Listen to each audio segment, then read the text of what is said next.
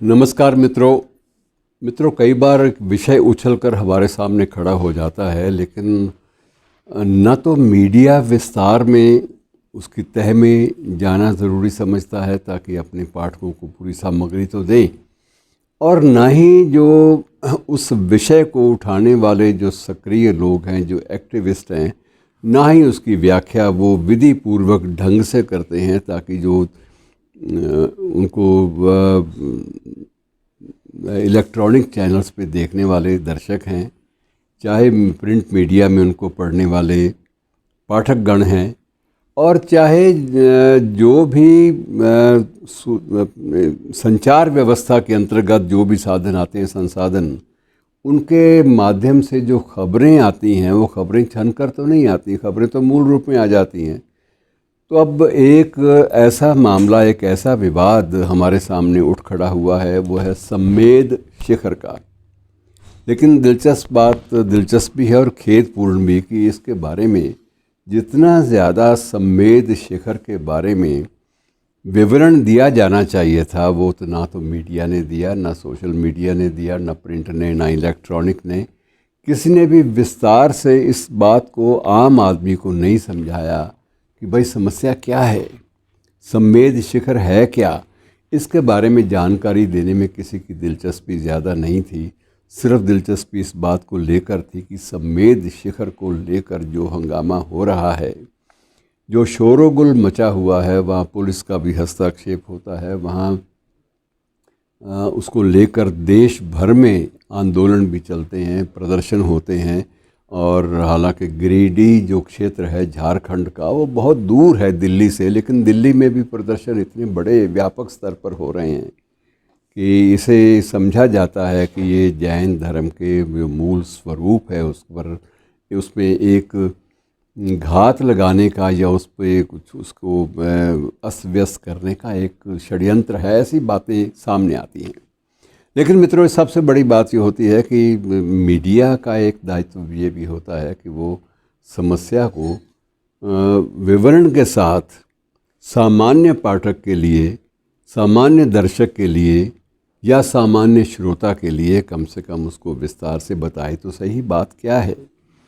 बहरहाल विवरण में जाएंगे तो हमारे पास तो समय की सीमाएं होती हैं, इसलिए, लेकिन उसकी जो मोटी मोटी बातें हैं वो आपस में बांट लेते हैं। सम्मेद शिखर है कहाँ, अभी लोगों को ये भी ज़्यादा सभी को पता हो ये बात नहीं है। ये बात ऐसा नहीं है कि सभी को ये बात मालूम हो कि सम्मेद शिखर है क्या और सम्मेद शिखर कहाँ पर है और इसका क्या महत्व है। इसके बारे में आप ये कहें कि व्यापक स्तर पर सारे भारतीय या विश्व के लोग इसको समझते हैं, जानते हैं, तो ये बात संभव नहीं है। लेकिन इसमें भी कोई संदेह नहीं कि सम्मेद शिखर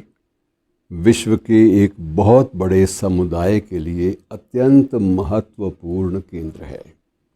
और वो समुदाय है जैन समुदाय। जैन समुदाय के लिए सबसे बड़ी बात यह है कि जैन समुदाय के 24 तीर्थंकर हैं, तो 24 में से कम 20 तीर्थंकरों ने यहीं पर ही इसी शिखर पर निर्वाण प्राप्त किया था। ये छोटी मोटी बात नहीं है, ये एक बहुत बड़ी बात है और इसका महत्व समझा जाना चाहिए था। वहाँ की सरकार जो इस बात का प्रयास कर रही थी, जिससे सारा ये विवाद खड़ा हुआ, और ये विवाद आज का नहीं है, इसको 2-3 बरस हो गए इसको सुगबुगाते हुए, लेकिन उसके बाद भी किसी ने पहले तो सुध नहीं लिया। एकाएक सुध जो है आरंभ हो गई, एकाएक सबको होश आया कि ये तो एक इशू है, ये तो एक मुद्दा है जिसे बड़े सशक्त ढंग से उठाया जाना चाहिए। झारखंड सरकार ने निर्णय ये लिया कि कुछ एक क्षेत्र, जिसमें ये सम्मेद शिखर का क्षेत्र भी आता है, इनको पर्यटन के नज़रिए से, पर्यटन के दृष्टिकोण से इनका विकास हो। अब जहाँ पर्यटन की बात आ जाती है, वहाँ सबसे बड़ा एक संशय पैदा होता है कि जब आप पर्यटकों के लिए सुविधाओं की बात करेंगे तो उसमें आप उन पर कितने प्रतिबंध लगाएंगे पर्यटकों पर, ये बात भी तय होनी है। जैन समुदाय और जैन धर्म के जो मानने वाले हैं, जो श्रद्धालु हैं, वो समझते हैं कि हमारे कुछ कड़े नियम हैं जिनका पालन हम लोग पिछली कई सदियों से निरंतर करते आ रहे हैं। जब से पहले तीर्थंकर हुए, आदिनाथ हुए और उसके बाद बाकी तीर्थंकर भी आए, तो सबके कालखंड में उन कड़े नियमों का जो है पालन वो होता रहा है और अब भी हो रहा है। बेशक विकास का क्रम कहीं भी पहुंच गया हो, लेकिन आज भी दिगंबर जैन और श्वेतांबर जैन और जो अन्य तेरापंथी हैं या दूसरे अलग अलग शाखाएं हैं इसकी भी, जैन समाज के भी, तो सभी जो शाखाओं के लोग हैं, सभी मार्गों के लोग हैं, चाहे वो दिगंबर हैं चाहे श्वेतांबर हैं, सभी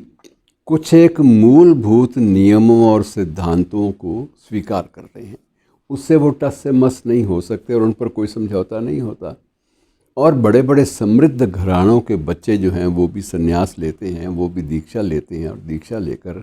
जैन धर्म के प्रचार में वो लोग शामिल हो जाते हैं। और ये एक कड़ी, बड़ी सख्त किस्म की प्रक्रिया है जिसमें दीक्षा लेने वाले बालक या बालिका को एक ऐसे दौर से गुजरना पड़ता है जिसकी कल्पना करने से भी सामान्य व्यक्ति सिहर जाता है। तो जब इतनी कड़ी परीक्षा के बाद और इतनी कड़ी प्रक्रिया के बाद जब जैन धर्म के प्रचारक आज भी निकल रहे हैं, तो हमें ये मानना चाहिए कि उनकी भावनाओं का भी सम्मान हो, उनको कहीं ये महसूस ना हो कि उनके अपने देश में उनकी जो एक प्रकार से जो मूल जो सैद्धांतिक जो दर्शन उनके सामने जो फैला हुआ है, उस पर कोई भी खरोंच आए, इस खरोंच की अनुमति देने वाली शक्तियों को वो लोग परास्त करना चाहते हैं। और इसकी एक दुखद परिणति ये भी हुई कि एक जयपुर के सांगानेर में 9 दिन लगातार अनशन पर, इसी सवाल को लेकर अनशन पर बैठे हुए एक जैन मुनि सुयज्ञ सागर,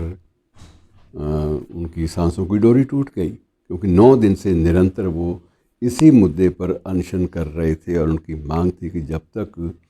ये समस्या तय नहीं हो जाती, जब तक इसका समाधान नहीं होता, मैं कुछ भी ग्रहण नहीं करूँगा।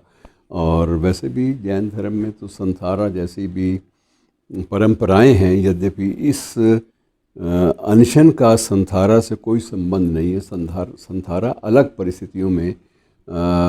लिया जाता है और ये परिस्थितियां बिल्कुल अलग हैं, जिसमें कुछ एक मुद्दों को लेकर जैन मुनि ने,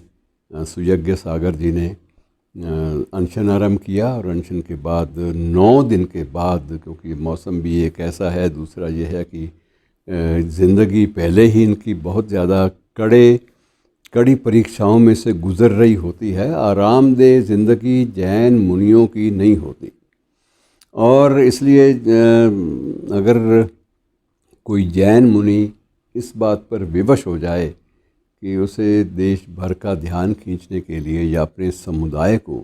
जागृत करने के लिए अनशन का सहारा लेना पड़े, तो ये दुखद तो है। और बाद में उनका प्रयाण कर जाना जो है ये और भी दुखद है। और इसमें मोड़ एक नया आ गया है कि क्या हम गंभीरता से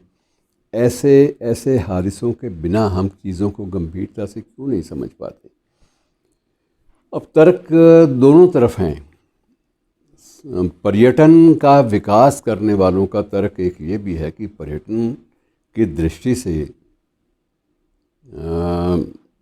उत्तराखंड की सरकार ने हरिद्वार को और भी विकसित किया,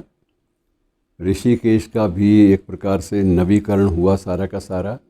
और बनारस में तो विकास योजनाओं की झड़ी लग गई। और वो सारी की सारी झड़ी का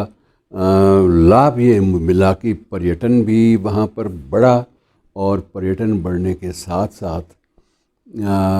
ये भी हुआ कि जो संस्थान थे, धार्मिक संस्थान, उनकी आय भी बढ़ी, उनका राजस्व बढ़ा,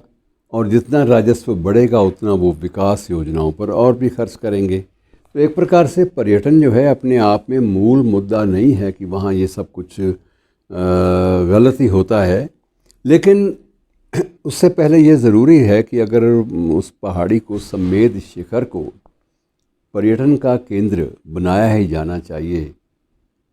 या चाहिए था, इस योजना पर जब विचार हो रहा था तब ये भी स्पष्ट हो जाना चाहिए था कि ऐसा कोई भी पग उठाने से पहले, इसको पर्यटन का मुख्य आकर्षण बनाने से पहले उन सभी भावनाओं का उन सभी लोगों की भावनाओं का सम्मान किया जाएगा जो जैन धर्मावलंबी हैं। और उसमें कहीं भी इस बात के लिए पूरी तरह से जागरूकता रखी जाएगी कि कहीं भी